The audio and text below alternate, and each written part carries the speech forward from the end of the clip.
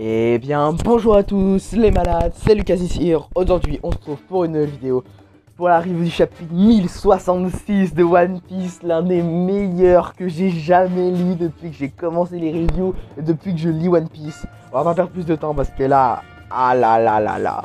Donc, le chapitre commence direct, pas par, je sais pas, on va quelque part, on change d'endroit, non, non. Là, c'est vraiment on continue ce qu'on a commencé.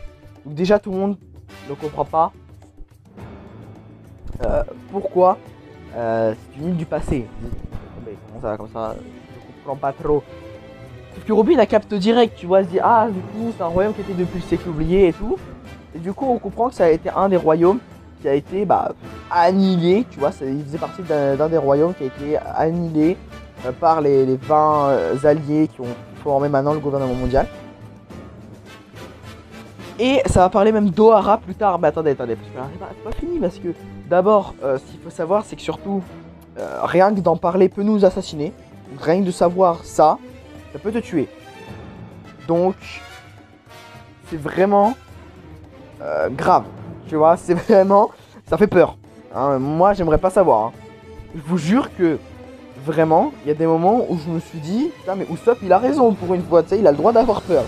Non, parce que même rien que Vegapunk lui-même en parler, il peut pas. En parler, ça peut le mettre vraiment dans la merde. Alors imagine juste des pirates. Hein.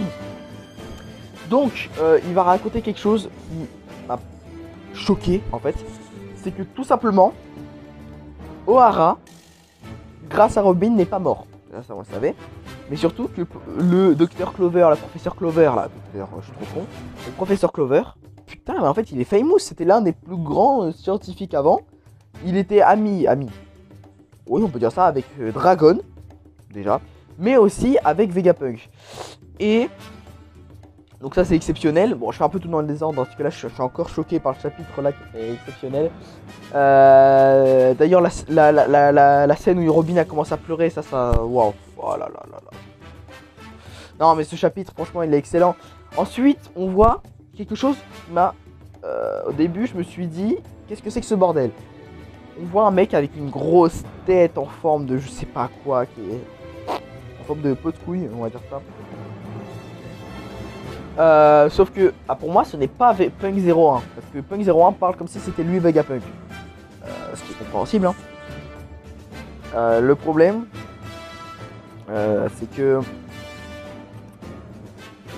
je me suis dit que ça peut pas être lui en dessous du costume. Du coup, qui est donc cet homme? Ça on le verra après. Donc, ce Punk, dont on ne sait pas encore le nom, hein, mais on va le savoir très vite, veut sauver les livres, puisqu'en fait ils n'ont pas été brûlés, vous savez les livres avec toute la connaissance d'Ohara, qui ont normalement brûlé, qui sont morts en fait, on peut plus pouvoir les lire, mais ils ont été sauvés par des géants d'Elbaf. Et ça c'est important à savoir, tout simplement parce que Elbaf c'était l'une des théories de la prochaine destination des Mugiwara. Et c'est pour ça que je me dis que c'est encore possible que ce soit la prochaine destination et que pour moi Egghead ne soit pas le grand... comment dire, le prochain arc, vous voyez. C'est encore possible, donc on va voir. D'ailleurs un truc, alors là par contre j'ai bugué pendant quelques minutes, hein, facilement 5 minutes.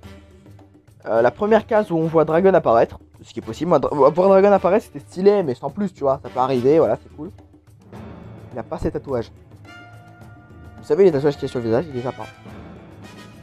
Et ça c'est très important. Parce que ça veut dire que entre l'incident d'Ohara, ou je sais pas, quelques mois après l'incident d'Ohara, et maintenant, ou alors attendez, le flashback où il a ses tatouages les plus récents, il les avait quand Luffy était gosse, hein. Ouais, quand Luffy, quand il a sauvé Sabo, enfin quand il a sauvé Sabo, oui, quand il a sauvé Sabo, il les avait, je crois. Donc, ça veut dire entre Sabo et Ohara, il a eu, pendant ce temps-là, il s'est fait ses tatouages. Alors, je pense que ces tatouages, c'est juste pour montrer qu'il a créé l'armée révolutionnaire. Et d'ailleurs, maintenant, on sait pourquoi il a créé l'armée révolutionnaire. C'était pour, pas entièrement venger Ohara, mais c'est plus pour venger tous ceux qui ont été victimes des crimes du gouvernement mondial, comme l'incident d'Ohara, qui était vraiment l'un des déclencheurs de la création de l'armée révolutionnaire. Et on sait que l'armée révolutionnaire n'a pas été créée que par une personne, mais par 3 personnes, vraiment. Tu vois, c'est Dragon a eu l'idée, et il a réussi à la créer grâce à Ivankov et Kuma. Voilà, donc on en est ça, c'est surtout à certains maintenant. Moi, personnellement, je pensais que c'était vraiment juste comme un équipage pirate. Dragon, il a commencé tout seul, puis après il a recruté Ivankov, Kuma, et après il a recruté les autres. Mais non, hein, non, pas du tout. Donc, maintenant, on passe à l'autre partie du chapitre. Ça, c'était vraiment une des meilleures parties. En fait, l'autre partie, c'est vraiment juste la fin, en fait. Là, par contre, c'est une vraie dinguerie. Déjà, on peut répondre à plusieurs questions. Dont une, maintenant qu'on est sûr et certain, quand Punk 01 parlait à Dragon, et qui disait qu'il allait mourir, il parlait pas que pour lui, Punk 01, il parlait pour son créateur, Vegapunk. Parce qu'en fait, pour moi, la mémoire et tout ce qu'a vécu Vegapunk est dans la tête de tous les autres punks. Ok? Juste que plus, vous savez, par exemple, le Punk 06, Punk 05, les chiffres, c'est pas fait dans le désordre. Pour moi, plus t'as un petit chiffre, moins t'as de chance d'utiliser sa mémoire dans un bon escient. Punk 01, c'est un peu sa meilleure réussite. Vous voyez, il arrive à être bon d'esprit, il arrive à comprendre les gens et tout. Il arrive à être un nouveau Vegapunk, à renaître, vous voyez. Alors que les autres, ils ont plus comment je pourrais dire ça, une émotion qui prend le dessus sur leur personnalité. Donc peut-être que c'est ça, plus le chiffre des punks est bas, plus ça veut dire que c'est une mauvaise création, vous voyez. Donc le 06, de toute façon je l'avais toujours. Vous avez vu sur Chara Design, frère, c'est pas possible. Du coup, ouais, voilà. Et donc on repasse à Luffy qui est à côté de ce robot géant. Il va faire quelque chose. Il va hurler le mot "Hey robot, réveille-toi". Et d'un coup il commence à vibrer le robot, on se dit what, qu'est-ce qui se passe? Au final, un homme qui, je sais pas, défie l'espace-temps, le mec il a coupé son corps en deux, mais en fait pas du tout, il est dans le bordel. Ne t'inquiétez pas. Mais c'est le docteur Vegapunk. Il va d'abord, déjà quand Bonnet va le reconnaître, il va être très énervé. Et surtout il va dire à Luffy qu'il y a des trucs anti-gravité, enfin qui lui permettent de voler grâce à ses chaussures. C'est très stylé. Mais les gars, le chara design de Dr Vegapunk, c'est Einstein. Avec la fameuse photo où il tire la langue. Donc, depuis le début, on aurait pu deviner. Oh non, je la refais. Je refais les guillemets. C'est pas grave. On aurait pu deviner que c'était Einstein depuis le début. Parce que avec Vegapunk. Parce que en fait on aurait pu se dire ah, un génie, exemple de génie dans le monde réel, Einstein. Donc on aurait pu avoir l'idée que Oda ferait ça, mais au final si on l'a pas eu, c'est pas grave, hein, tant pis, mais bon. On aurait pu quand même se faire une idée à quoi pourrait ressembler Vegapunk. Maintenant que la revue du chapitre est terminée, je vais pouvoir passer à la théorie que j'ai inventée de toutes pièces. C'est parti. Instant théorie. Bon, alors.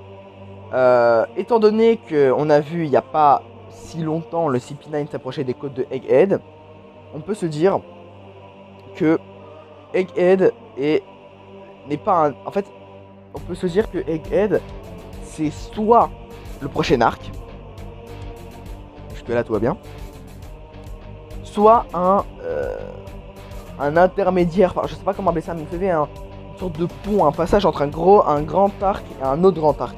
Comme Little Garden par exemple. Vous voyez, il a relié c'est vraiment un mini arc à lui-même. Little Garden pour moi c'est pas dans Alabasta. Pour moi c'est... En fait pour moi Alabasta il est coupé en deux, vous voyez. Egghead c'est un peu ça, il a coupé. Wano c'est terminé. Egghead, un mini arc. Et après on a le prochain arc qui serait donc Elbaf pour aller trouver toute la connaissance d'Ohara. Et donc peut-être le dernier Road Poneglyph. Maintenant, comment on peut être sûr de ça? Pour moi, dans un mini-arc, il doit au moins avoir un combat de grande ampleur. Même dans Little Garden, il y avait un grand combat contre Mr. Free et tout. Ça, pour moi, bon, c'est un grand combat Oh, j'ai failli le faire. Oh là là. C'était un grand combat entre guillemets parce que bon, ils étaient pas super forts, mais ils ont quand même eu du mal, on va pas se mentir. Et bah, pour moi, l'arc Egghead va être un petit arc qui va donc bientôt se conclure avec le combat contre le CP9 qui va donc être pareil comme contre Mr. Fury.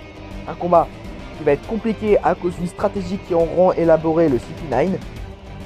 Mais après, dès que la stratégie sera morte, en fait, les Ninjawa auront trouvé une technique pour la contrer, ils vont se faire éclater. Et donc ça, c'est l'une des possibilités que j'envisage pour la poursuite des chapitres de One Piece. Et donc les gars, j'espère que vous avez aimé cette vidéo. Elle est plus longue que les autres, mais là j'avais beaucoup de choses à dire. N'hésitez pas à liker ou à disliker si vous n'avez pas aimé. En tout cas, nous on se retrouve samedi prochain pour la review du prochain chapitre de One Piece, le chapitre 1067. Allez, bye et ciao.